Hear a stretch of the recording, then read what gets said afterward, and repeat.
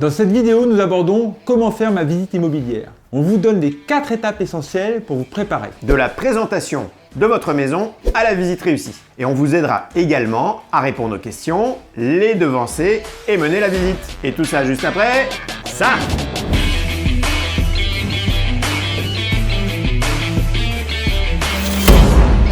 Salut, je suis Jean-Jérôme. Et moi, Arnaud. Bienvenue sur notre chaîne Plus-Value Immobilière, le meilleur endroit pour vendre votre bien immobilier, économiser votre temps et votre argent. Alors, si vous êtes nouveau ici, pensez à vous abonner parce qu'on partagera régulièrement des conseils pour vendre votre maison. On a réalisé d'innombrables visites et certains avec les propriétaires présents. C'est pourquoi on est en mesure de vous dire ce qu'il est important de faire ou de ne pas faire. Alors, si vous voulez réussir votre visite immobilière, suivez le guide. Et bien justement, dans cette vidéo, nous allons vous montrer les 4 étapes à respecter pour faire une visite immobilière et vendre au meilleur prix. Ces 4 étapes sont connaître son interlocuteur et sa recherche, préparer sa maison, faire une visite adaptée à votre visiteur et gérer la contre-visite. Tous les liens mentionnés dans cette vidéo sont dans la description. Oui, et restez bien jusqu'à la fin parce qu'après vous avoir expliqué comment faire une visite immobilière de la bonne manière, on vous donne une astuce pour gérer de façon royale une seconde visite quand les acquéreurs viennent t'accompagner. D'ailleurs, si vous avez des astuces pour mettre les visiteurs dans de bonnes conditions, partagez-les avec nous dans le commentaire. La première étape pour faire une visite immobilière, elle est fondamentale. C'est de connaître son interlocuteur.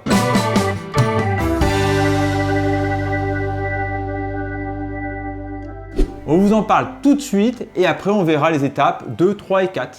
Alors, connaître son interlocuteur et sa recherche pour réussir sa visite immobilière.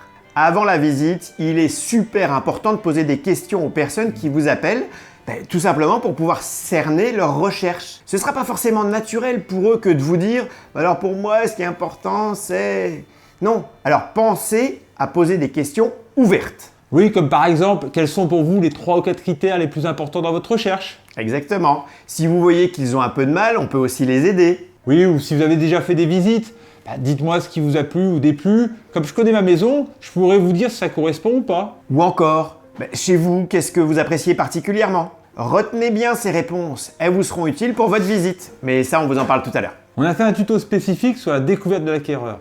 Si vous voulez avoir toutes les techniques pour utiliser le retournement de questions et la technique de l'entonnoir inversé, on vous invite à regarder le tuto spécifique qui s'appelle « Comment découvrir les motivations du visiteur ».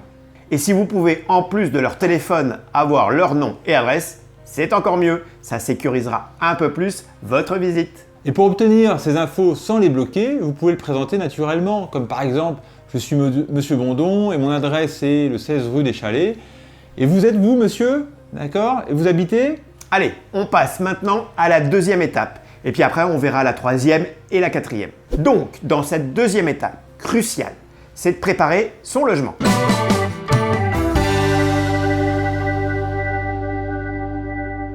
Alors, préparer son logement pour faire une visite immobilière et vendre au meilleur prix. Oui, mettez-le en valeur, aussi bien à l'intérieur qu'à l'extérieur. Alors comment faire? Tout d'abord, on désencombre, nettoyer. La première impression est très importante, elle se fait dans les 10 premières secondes. Une pièce encombrée, même grande, donnera toujours l'impression d'un manque d'espace s'il y a trop de choses. Oui, vous avez peut-être pu vous en rendre compte par vous-même. Quand vous rangez votre maison, vous vous sentez forcément plus à l'aise, voire même apaisé. Donc faites-le pour vos visiteurs. Oui, pareil. Et si votre pièce est trop chargée, cela peut être judicieux de vous séparer d'un ou deux meubles. Donc si nécessaire, prenez quelques cartons, triez et rangez. Ça donnera du volume et mettra en valeur votre logement. Voilà, on respire. L'impression est bonne, on n'est pas à l'étroit. Et tant qu'à y être, dépersonnalisez autant que possible les pièces. Parce que ce qui vous plaît à vous ne plaira pas forcément à un autre. Alors s'il vous plaît, on retire la nappe provençale de Tata Françou. Préférez des couleurs neutres. Le blanc, c'est parfait. C'est valable pour la nappe, c'est valable pour les dessus de lit ou les couettes. Oui, même chose pour les peintures. Si vous avez besoin de repeindre, préférez le blanc. Le but est de ne pas attirer l'œil, dépersonnaliser pour que tout le monde puisse se projeter. Sachez que près de 80% des Français déclarent rencontrer des difficultés à se projeter lors des visites. Gardez-le à l'esprit et pensez aussi à l'extérieur parce que là aussi, la première impression, elle est primordiale. Alors on retire tout le bazar, un coup de tondeuse, un coup de râteau, on élague les arbres. Pareil pour son balcon. Et sa terrasse, si elle a la place pour manger, mettez-y une table et des chaises, plutôt qu'un aspirateur, un balai, une serpillière qui se trimballe. Ça peut paraître évident, mais ce n'est pas toujours le cas. Alors que si vous vendez votre voiture, il ne vous viendrait pas à l'idée de la vendre sale et pleine d'affaires dedans. Donc, le jour de la visite, ouvrez les volets bien sûr, mais aussi les rideaux, les voilages, voire les fenêtres si le temps le permet pour avoir une meilleure luminosité. Optimisez-la en ayant choisi le jour et l'heure adéquate. Pour les pièces sombres ou sans ouverture, allumez avant et laissez allumer jusqu'à la fin de la visite. Un petit truc en plus, pour une ambiance agréable dans votre maison, préparez un gâteau ou allumez une bougie parfumée. Alors attention, évitez un parfum trop prononcé, mais on vous met les liens dans le commentaire. Vous pouvez aussi mettre un fond de musique plutôt jazzy, classique, qui passe partout. Ça mettra les visiteurs dans de bonnes dispositions. Maintenant, on arrive à l'heure de la visite. C'est ce qui nous amène au point 3. Donc 3, faire une visite adaptée à vos visiteurs.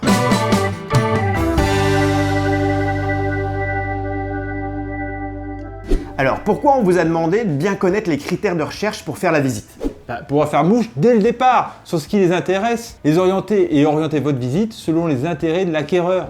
Par exemple, si pour lui la pièce de vie est importante, parce qu'il aime recevoir des amis, commencez par celle-ci et présentez-la non pas en disant voici le séjour ou ma salle à manger, mais comme vous voyez, ici on y met une table de 12 personnes et il y a de la place pour recevoir vos amis.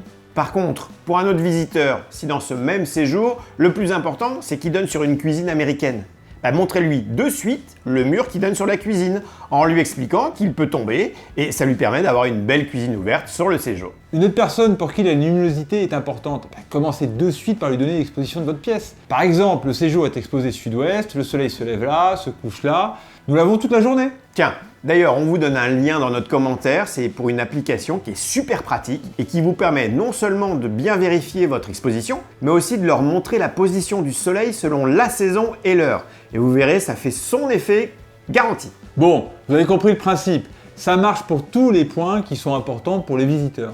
Donc même si vous avez plein de critères et points positifs dont vous voudriez absolument parler, ne les donnez pas tous. Si vous les listez tous, ça risque de ne pas intéresser l'acquéreur, voire même de l'agacer. Oui, et attention lors des visites, mettez de côté vos ressentis émotionnels ou affectifs. Parce qu'on sait que c'est compliqué pour vous, c'est votre chez vous. On voit trop souvent des propriétaires qui parlent trop, et c'est le meilleur moyen de se tirer une balle dans le pied. Encore une fois, focalisez-vous sur les attentes du visiteur, plutôt que semer le doute là où il n'y en a pas. Ce qui est important pour vous n'est pas forcément pour les autres.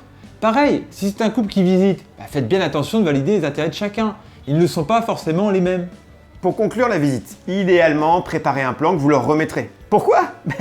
Parce qu'ils peuvent se projeter en les regardant de chez eux, les retravailler. Oui, c'est aussi plus simple à gérer pendant la visite. Si on vous questionne sur les superficies, dites que vous leur donnerez un plan et les mesures plus tard. Voilà, vous les libérez de ces détails techniques et ils peuvent plus facilement profiter et s'imprégner des lieux. Les acquéreurs sont friands des plans, alors donnez-leur! Nous avons d'ailleurs un tuto spécifique sur comment faire des beaux plans. Ils ont les plans en leur possession.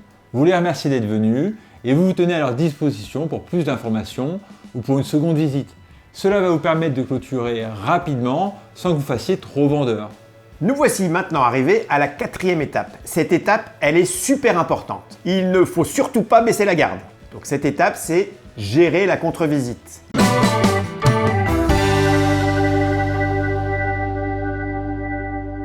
Si la maison intéresse, la plupart du temps, il y aura au moins une seconde visite. Alors il faut savoir la gérer. Elle est aussi importante, voire plus que la première. Alors on ne la rate pas et pour ça, on vous donne quelques tuyaux. Le premier tuyau, le jour de la visite, reprenez les conseils de la première visite.